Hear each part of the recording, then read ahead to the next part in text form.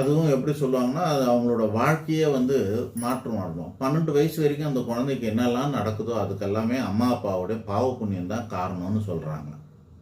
12 வயசு மேல அந்த குழந்தைக்கு என்னெல்லாம் நடக்குதோ, அதுக்கான காரணங்கள் என்ன அப்படின்னா, பாதி அம்மா, அப்பாவுடைய பாவ புண்ணியங்களும், பாதி அவங்களோட பாவ புண்ணியம் சேர்ந்து நடக்குதா சொல்றாங்க. 24 வயசு ஆயிடுச்சுன்னா, அம்மா, அப்பாவுடைய கடமையெல்லாம் முடிஞ்சு போயிடுச்சாவும், அவங்களோட கர்மாலாம் கரைஞ்சு போட்டதாகவும், முடிஞ்சு போட்டதாகவும் சொல்றாங்க.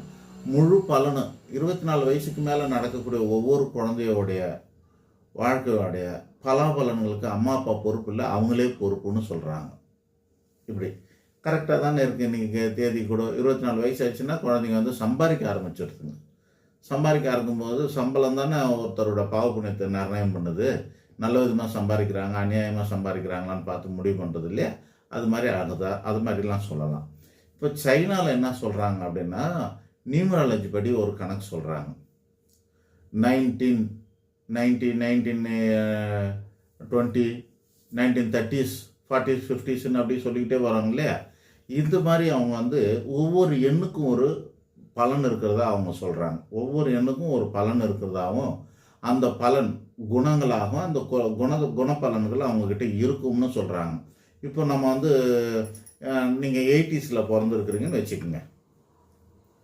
1985, 86, 87 இதெல்லாம் வந்து 80ஸ்ல பொறந்தவங்களா ஆகுது. அப்போ இதில் 3 நம்பர் ஒன்றா இருக்கும். 1, 9, 8 இது 3 ஒன்றா இருக்கும். 4வதா ஒன்று வருது பாருங்க. 1984, 85, 86, 87ன்னு அது மாறுது இல்லை.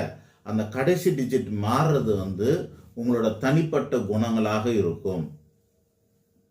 அதுக்கு முன்னாடி 80s, 90sன்றதெல்லாம் இருக்கு பார்த்தீங்களா? அது அந்த காலகட்ட தலைமுறையின் குணங்களாக இருக்கும்.